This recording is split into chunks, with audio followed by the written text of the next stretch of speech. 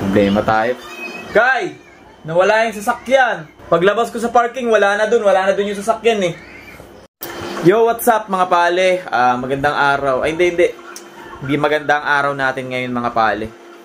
Hinatid ko si na Mrs. sa PRC para ayusin yung mga papers sila doon. Na ibaba ko lang sila doon. Then, maya-maya, pag-usad ko ng konti, siguro mga ilang kanto lang, mga 4 na kanto lamang. Yung enforcer ay, sa Manila to, enforcer, pinapakanan nila ako. Pinapipilit silang, sabihin niya, ay lahat kami, dami namin sasakyan, dire-diretso kami. Padiretso kami, tsaka yung way namin, padiretso naman talaga. At saka syempre, yung linya ko, nandun naman ako sa linya, di ba, tatlo yun. Yung isa, kailangan sa gitna ka, kung gusto mong dumiretso. Tapos, dun ka sa may kanan, para, kung gusto mo naman kumanan. Tapos, sa may kaliwa ka naman, kung gusto mo naman pumunta ng kaliwa, di ba, gano'n naman yun, pagka, sa mga intersection. Ngayon, nasa gitna ako, dire-diretso ako, sinisunyasan pa rin ako enforcer na kumanan ka, kumanan. Eh ako naman, syempre mabilis ang takbo eh, kaka-start lang nung kaka-green lang nung traffic light. Ngayon, syempre dire-diretso kami, paspasa una, arangkadahan yun eh. Tapos ayun, bigla akong hinarang nung dami namin, ako lang yung hinarang. Ngayon, ang ginagawa, sir, pag pinapakanan ko kayo, kumanan kayo. Sabi, bakit ganun? Bakit ganun yung mga enforcer? Diba? Eh, hindi ka naman dun pupunta eh. At saka nandun ka naman sa linya mo na padiretso.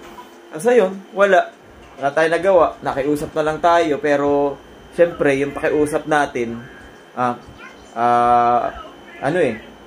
hindi umubra. Hindi umubra yung pakiusap natin. Kaya naman ang ginawa ni enforcer, ganun. Wala. Yun lang. Diba? Yun yung hiningi sa atin. Eh, wala tayong magagawa. Diba? Nadali din tayo ng 2,000 doon mga pale. Pero wala, paisisi. Ang hirap kumita ng pera, taas ganun lang, paisisi. Ngayon nga, pagdating ko ng Quezon City, eto naman kasalanan ko naman talaga to. Nagpark ako sa tabing daan. Ngayon, tabing daan, malapit dun sa bahay ng ate nila Mrs. Pagdating ko dun, naiglip ako ng konti. Yun pala, pagkapasok ko doon, mga pale, yung yung kotse ko, nilapitan na pala ng towing. Imagine pagkapasok, ay kasi yung daan na yun, medyo ilang metro din yun, nasa 300 meters din ata yun.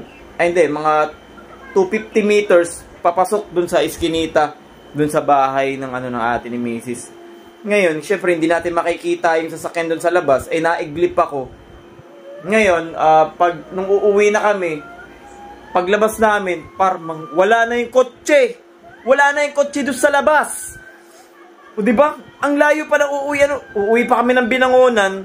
Tapos, paglabas namin, wala yung sasakyan, mga pale. Eto ipapakita ko sa inyo. Inabot na kami ng gabi nito kasi nga, mga nagtanong-tanong ako diba? Paglabas ko, hindi ko alam kung saan ko hahanapin yung kotse kasi wala akong idea, wala ding ticket.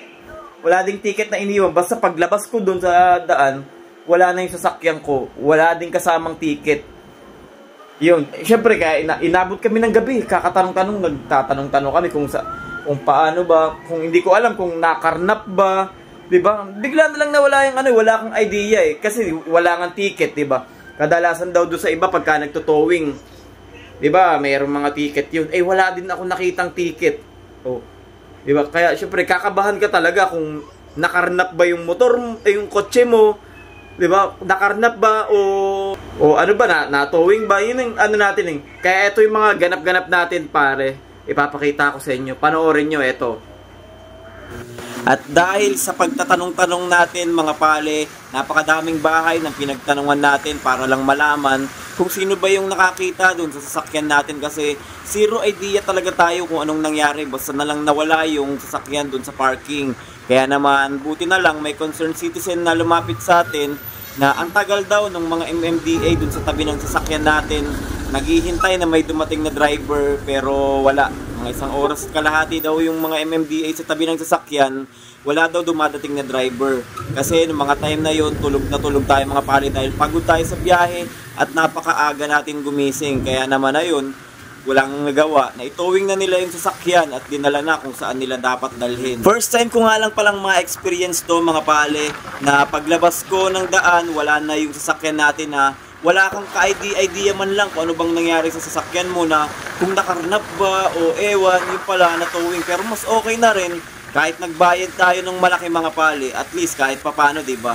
Nabawi pa rin natin yung sasakyan. Kung nakarnap yan, wala na talaga. Kahit anong gawin mo, kahit magsampa ka ng kaso sa mga pulis, hindi mo naman alam kung sino yung sasampahan mo ng kaso dahil nga nakarnap, hindi mo kilala kung sinong kumuha. Siguro mas okay na rin yan dahil mali din naman tayo Nagparada tayo sa tabi ng kalsada, tapos ang mali din natin na isa pa nakatulog tayo. At syempre, buti na lamang meron tayong kaibigan na handang rescue sa atin. Ating gabi na yan, hindi, madaling araw na yata yan mga pale. Dahil nga sa tagal naming naghahanap, pinabot na rin kami ng madaling araw. Dahil hindi naman talaga namin alam kung saan namin nahanapin yung sasakyan.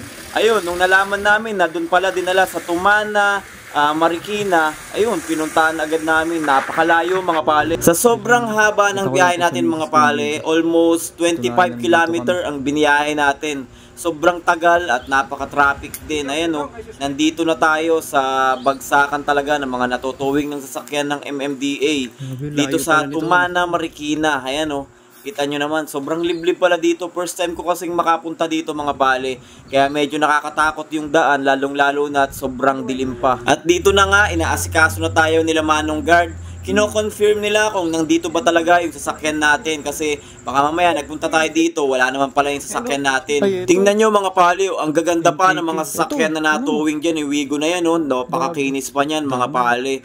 Siguro hindi rin alam ng may-ari na natowing na yung sasakyan niya. Hanapin namin ngayon kung nasaan yung kotse ko, kasi hindi namin alam kung nasaan. Ang daming dito, daming mga towing dyan. Daming mga nahatak.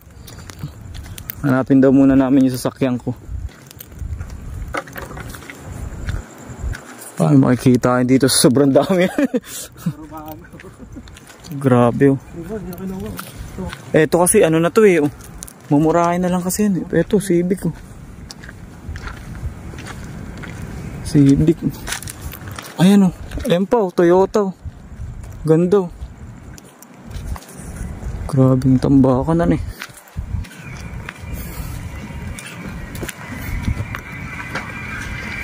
Jeep.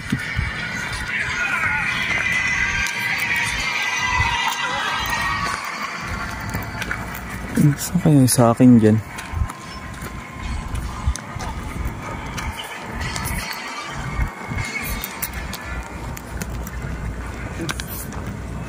Hanapin ka.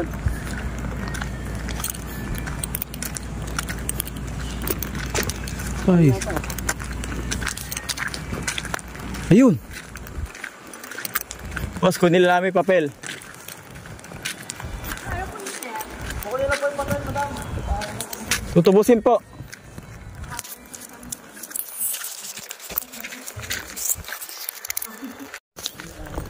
Ito, kotse natin. Guys, Ay.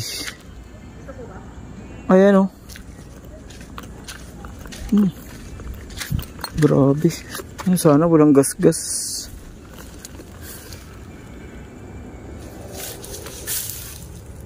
Ay, ayun daming gas-gas. Guys, nandito kami sa MMDA sa Tumanan, Marikina. Ayun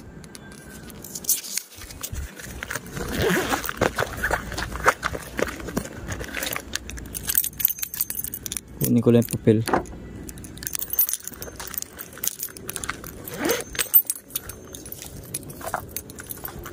Ay.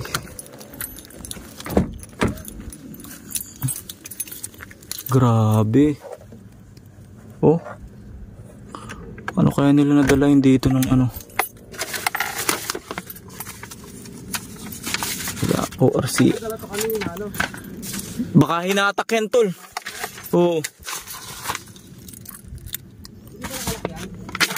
Nakalak. Hindi ko nga alam Yun nga Yun nga iniisip ko Titingnan ko kung may gas-gas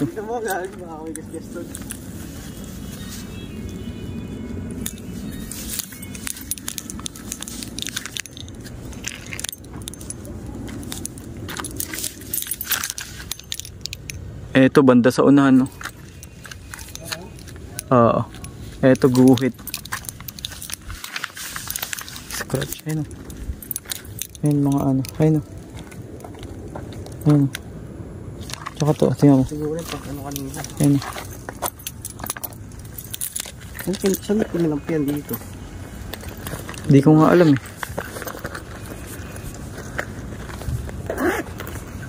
At sa wakas mga pale, eto na, babayaran na natin kasi nga dahil kasalanan naman natin yan, wala tayong magagawa. Antok na antok at pagod na rin ako dyan mga pale, at saka kailangan na nating makuha yung kotse natin para din makauwi na tayo sa bahay at para makapagpahinga na. Sa gantong pagkakataon mga pale, dahil kasalanan natin, wala tayong magagawa kundi bayaran na lang. Kaya lesson learned na lang sa atin yan mga pale. Yung may mga sasakyan natin, ng mga tropa dyan, ayan, panoorin nyo to para at least alam nyo ang mangyayari kapag nagparada kayo sa mga maling paradahan, lalong-lalo na sa may tabi ng kalsada or main road.